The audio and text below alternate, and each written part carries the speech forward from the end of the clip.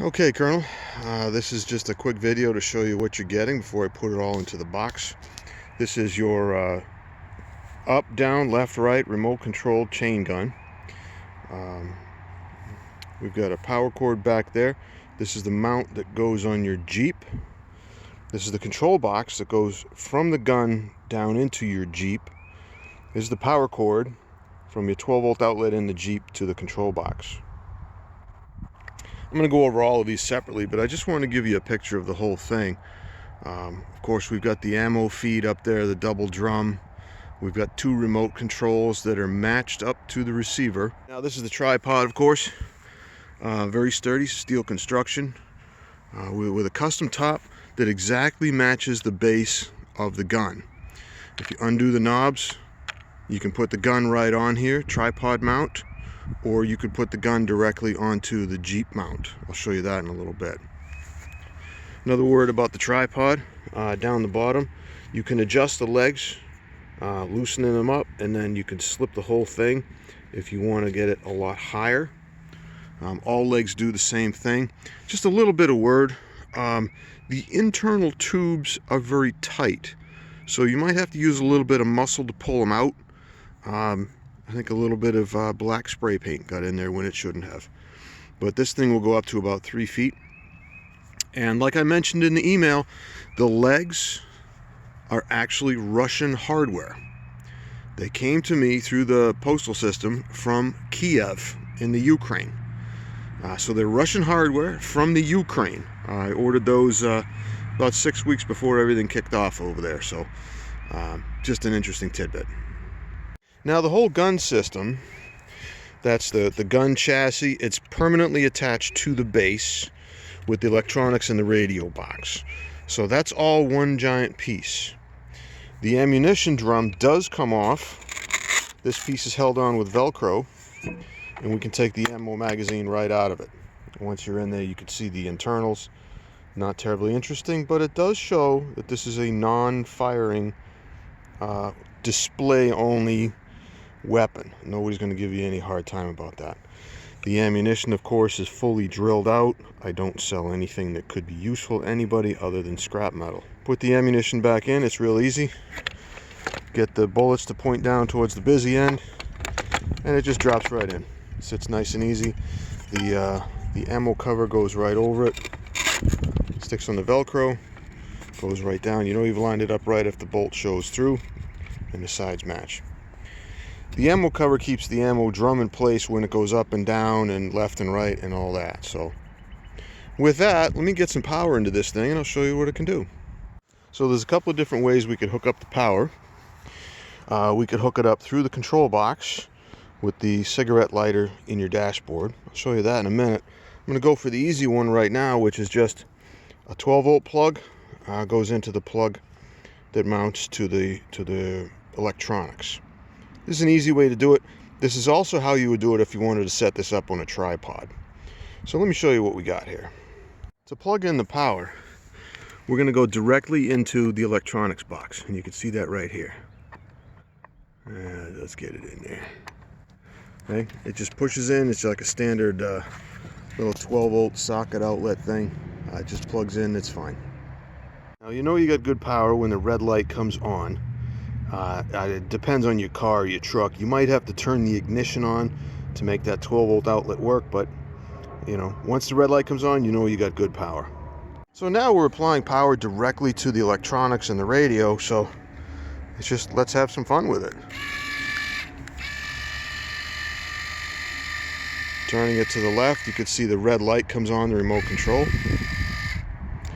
Now I'm holding the remote control down. You can see that with the red light all the way to the left, and nothing's happening, nothing's overdriving or anything. I've got some sensors in there that shut it down when it goes too far.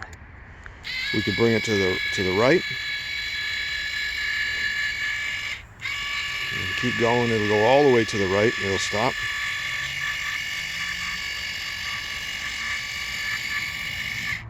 And again, we can see I'm still holding the button down and it's all the way to the right, but you're not overloading it or anything. The electronics are sensing where it is and they're shutting it down. So let's bring it back to neutral and then we'll do some elevation. Okay, the left and right is buttons 3 and 4. 5 and 6 must be the up and down. You can see that. It's going to get up to about 50 or 60 degrees. And then we can add the other sideways motions, like anti-aircraft type of thing. Bringing it down. Now, I want to show you when we go up, it's the same thing. We do find a location limit. Again, it senses where it is. Holding the button down doesn't do anything at all. No clutch is slipping, no electronics is smoking. It knows where it is and it's saying, I'm not going to go anymore. Coming down, similar thing. But before we get all the way down, I want to show you the beauty of the fire button.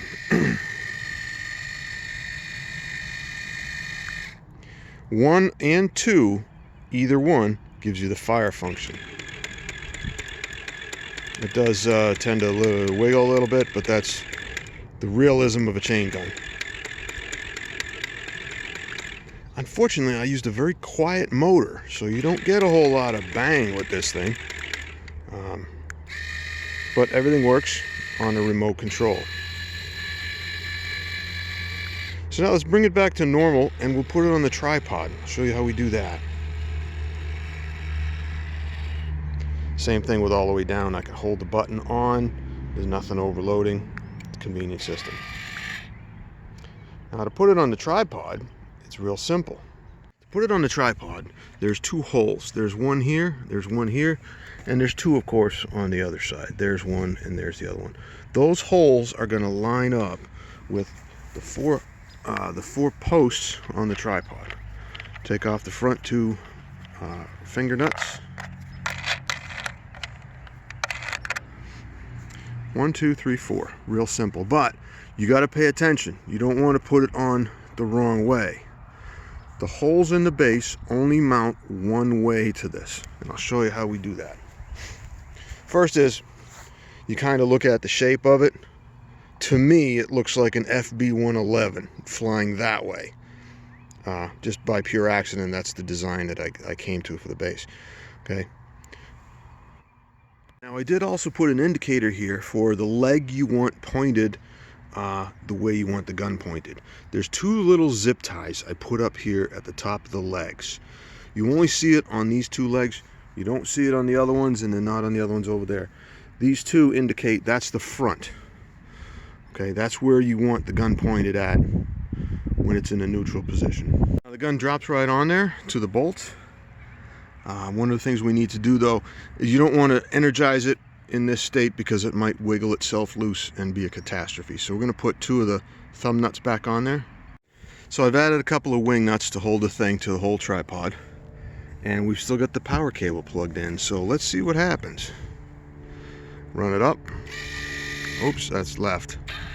Down, up. There we go. Look at it now. So this now becomes like a Sentry Gun. Really cool. We've reached the maximum left. Now let's go to the right.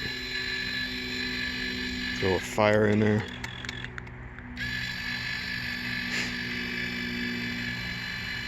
Now one of the things that's a little bit awkward about the remote control is you can only do one function at a time. Even if you push 2 buttons, you're only going to get one function at a time.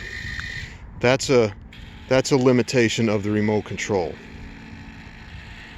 Still kind of cool though. It's like a Sentry Gun on the movie Aliens.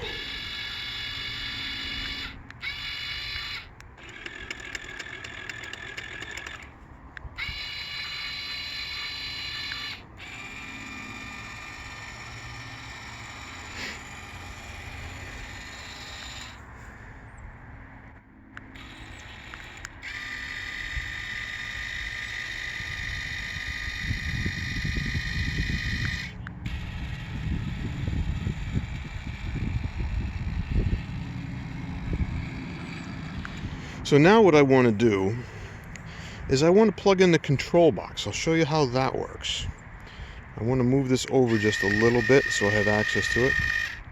I'll raise it up just because it looks cool. Oops. Raise it up because it looks cool. There we go. That's the up button. For the control box, there's a couple of different ways we can add power to this whole system. One is the control box has the power outlet right here. So we could take that cable and plug it in here. That would be just like running the short cable to your 12-volt outlet in the Jeep. Let's try that. If you can see on here, it's a keyed connection. There's a big keyway down there and there's two on the side. All you have to do is just rotate it until you can feel it dropping into the key. Just kind of rotate it gently. There it is. It kind of dropped in. And twist the outside connector until it clicks. Now we've got the control box hooked up. Gun on the control box. Moving it to the right. Moves the gun to the right. Moving it down brings the gun down. Bring the gun down. Bring the gun up. Bring it to the right. Bring it to the left. Or fire. Now with the manual control box, you can do two functions at once. For example, you can go up and fire, or down and fire.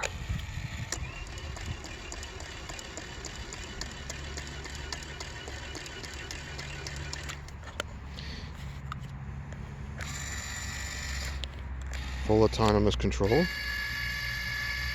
full manual control.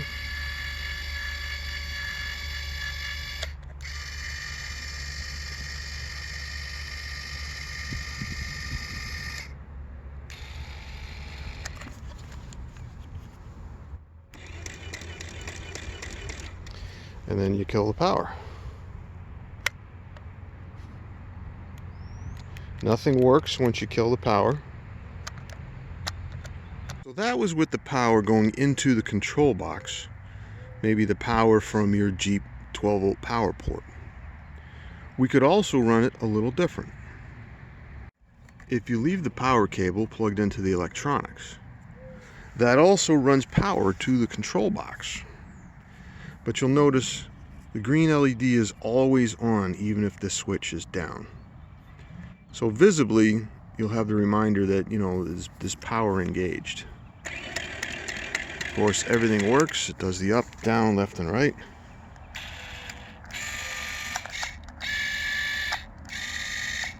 It's just a different way of getting power into the machine. You can go power into the electronics box, or you could do power into the control box. Either one works. In my case, for the tripod mount, I'm going straight into the electronics, and the cable goes about 30 feet away. We don't need to run the control box when we're on the tripod, so I'll take that out. The base plate for your Jeep is a very simple thing. These are aftermarket Jeep roll bar attachment pieces made of rubber, so when you put your bar, these around your bar and lock them, the rubber's not going to scrape up your bars at all. One side of these down here, I've made these with slots so they can move in and out a little bit. You know, I kind of measured the bars as much as I could with their instruction manual, but these should move in and out okay. Now, I did look at the instruction manual for the roll bars, and I think these are spaced where they can actually lock on to the roll bar. The rubber needs to go through the system and around. You know, it needs to wrap around your roll bar. So I think the distance between these two is okay and it will work. But if it does not work, like there's no way you can get a good wrap around or something, let me know. I've got some great ideas how to make one of these really adaptable.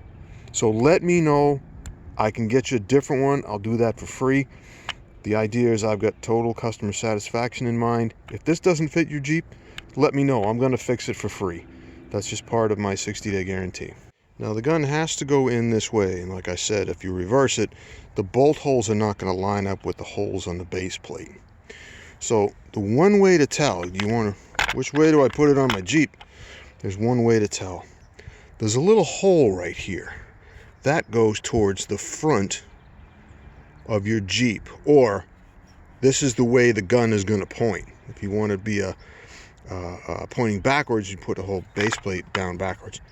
But that little hole there indicates which way you want the gun pointing. That way everything lines up. You can drop it in, put the wing nuts on it, lock the gun to your Jeep, take the wing nuts out, disconnect the power or the control box, lift it all out, and away you go. So this is the remote controlled chain gun for a particular kernel. Again, if you have any questions at all, please let us know through email. We have a 60-day money-back guarantee. If you're not satisfied with this for any reason, please let us know. We'll buy it back from you. We live up to our promises, and customer satisfaction is not just a word, it's what we do. Without customers, my business doesn't work.